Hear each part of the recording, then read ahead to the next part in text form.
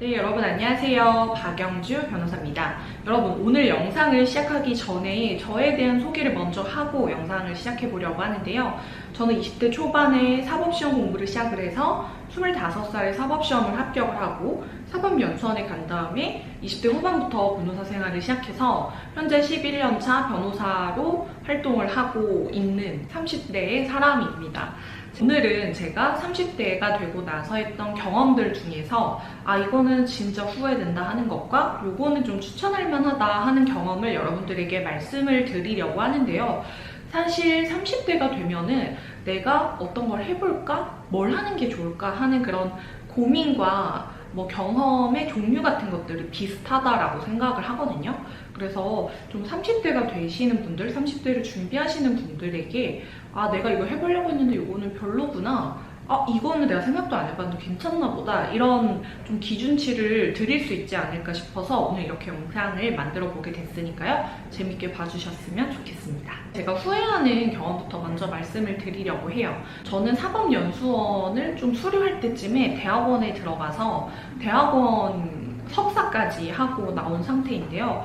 정말 의외겠지만 저는 대학원을 나온 거를 좀 후회하고 있습니다. 저의 경우에는 제가 좀 들인 시간과 돈에 비해서 나에게 이득되는 게 별로 없었다라는 그런 생각이 들어서 대학원을 좀 후회하는 경험으로 첫 번째로 꼽고 싶습니다. 제가 이 대학원이 저에게 도움이 되는 경험이라고 느꼈다면 박사까지 할 생각으로 사실 대학원에 갔던 건데 석사 수료를 한 다음에 크게 도움은 안 되는 것 같다라는 생각이 들어서 멈췄었거든요.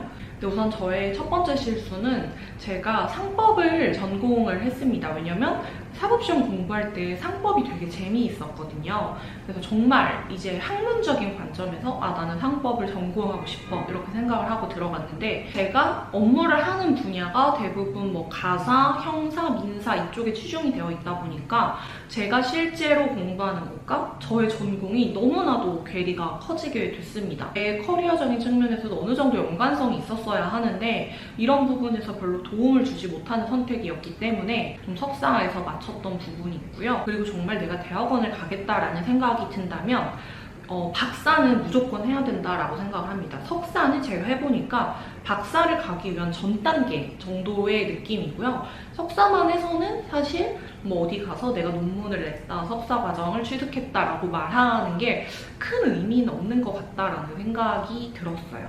그래서 제가 애초에 좀 전공을 저의 커리어하고 좀 연관성이 있는 부분에서 시작을 했으면 좋지 않았을까 하는 그런 후회가 우선 들고요. 제가 생각했을 때 대학원이라는 게 가장 필요하고 도움이 되는 부분은 내가 어떤 직업을 갖기 위해서 이 석사 혹은 박사라는 학위가 반드시 필요하신 분들 있잖아요. 그런 분들에게 가장 도움이 되지 않을까 싶어요. 변호사 일을 하면서는 석사나 박사 학위가 큰 의미는 없다라는 생각이 들어서 보통 생각하기에 그냥 공부를 더 하고 싶어서 이런 생각으로 대학원을 가잖아요. 근데 그게 아니라 내가 이 대학원에서 시간과 돈이 어느 정도 들어가는지 하고 이 경험이 내 인생에 앞으로 어떤 도움을 줄 수 있을까, 어떤 영향을 미칠 수 있을까에 대한 고민을 하고 대학원을 들어가는 게 좋다라고 생각이 들어요. 제 주변에서 보면 변호사인데 심리 관련된 대학원을 가는 경우도 있고 조세 관련된 대학원 가시는 분들도 있거든요. 근데 그런 분들은 업무에 굉장히 도움이 많이 된다라고 하시더라고요. 네, 여러분, 그리고 두 번째로 제가 후회되는 경험으로 말씀드리고 싶은 거는 우리가 한때 욜로라는 게 굉장히 유행을 했던 시절이 있었어요. 저는 지금은 욜로가 아니고 경험적인 측면에서도 뭔가 커리어에 도움되는 경험을 많이 하려고 노력을 하면서 살고 있는 상태인데요. 제가 30대 초반 때는 20대 때 제가 너무 공부만 했잖아요. 20대 초반부터 대학교 캠퍼스 생활도 못 해보고 공부를 했고 사법시험에 합격하자마자 대학교를 졸업해서 사법연수원에 바로 가서 또 공부를 했단 말이에요. 그리고 나서 변호사가 됐으니까 또 이제 1, 2년 차 때는 야근도 되게 많이 하고 그랬거든요. 그러다 보니까 인생이 너무 쉼없이 흘러가는 느낌이 들어서 30대 초반에는 나 이제 좀 놀아봐야겠다. 나도 이제 좀 욜로처럼 살아봐야겠다 이런 생각이 들어서 그때는 해외여행도 1년에 3-4번씩 갔었고 오픈카도 타보기도 했었고요. 그러니까 뭔가 내가 어떤 걸 하고 싶은 게 있다면 정말 내가 해보고 싶은 건 다 해보자 라는 생각으로 살았던 시절이 있었습니다. 지금 제 나이가 되고 나니까 좀 후회가 되는 거예요. 우리가 물론 욜로로 살면서 제가 오픈카를 탔던 경험, 해외여행을 갔던 경험, 이런 경험들이 당연히 저에게 좋은 추억으로 남아 있기는 한데요. 우리가 이제 경험도 자산이다 이런 이야기를 하는데, 제가 생각했을 때 모든 경험이 다 자산이 되는 것 같진 않거든요. 비싼 뭐 식당 이런 데도 가보고 그때 제가 썼던 시간과 돈에 비해서 나에게 남는 게 그렇게 크지 않은 것 같아요. 물론 제가 오픈카를 타고 다녔기 때문에 어떤 차가 좋은지 이런 것들도 알게 됐고, 해외여행을 많이 다니면서 시간도 넓어졌고 그런 측면들이 분명히 있긴 하죠. 모든 경험이 다 나의 어떤 피와 살이 되는 건 아니라고 생각을 하고, 경험이라는 게 반드시 꼭 소비를 수반해야 되는 건가? 사실 우리가 욜로로 살면은 머리는 되게 편하잖아요. 아무 생각을 안 하고 살아도 되고, 이거는 나중에 나에게 되게 좋은 경험이 될 거야 라는 걸로 좀 자기합리화를 했던 게 아닌가 하는 그런 생각이 들더라고요. 그런데 제가 욜로로 살았던 그 기간의 모든 경험이 다 후회된다라는 건 아니고요. 그렇게 좀 소비적인 부분에 치중했던 저의 경험이 결국에는 나에게 큰 도움이 되지 않았다라는 걸 여러분들에게 말씀드리고 싶고, 이어서 제가 오늘 30대 했던 경험 중에서 후회되는 거하고 이제 추천하고 싶은 좋았던 경험을 이야기한다고 말씀드렸잖아요.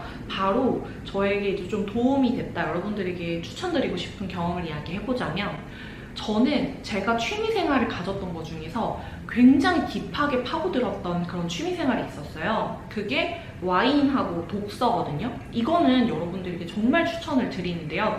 제가 와인을 취미생활로 하세요, 독서를 취미생활로 하세요, 이거를 추천드리는 게 아니고요. 딥하게 파고들었던 경험이 너무 좋았던 것 같아요. 저는 어떤 취미생활 여러분들이 가지신다면 그거를 그냥 겉핥기식으로만 하는 게 아니라 정말 깊게 한번 파보시라고 말씀을 드리고 싶어요. 처음에 저는 와인이 궁금해서 와인 강의를 들었던 걸 계기로 강의를 들어보니까 와인이 너무 재밌는 거예요. 그래서 뭐 동호회 운영진까지도 하면서 정말 딥하게 파고들었었는데, 그 안에서 제가 와인을 마시는 방법, 그리고 와인 라벨 같은 걸 어떻게 봐야 되는지, 그리고 그 안에서 나는 어떤 와인을 좋아하는지 그런 취향 같은 걸 알게 됐어요. 근데 그렇게 한 2, 3년 정도를 딥하게 와인 공부를 하고 나니까 지금은 저 와인 공부하지 않고 그렇게 자주 마시지도 않거든요. 사회생활을 하면서 와인이라는 게 주된 주제가 될 때가 있거든요. 근데 그런 대화를 할 때 어느 정도 대화가 되고 사회생활 하면서 도움이 많이 되고요. 이제 윗분들 있잖아요. 저는 뭐 회장님까지도 제가 와인 모임을 만들어서 회장님을 초대해서 같이 와인 모임하고 그랬던 적도 있었거든요.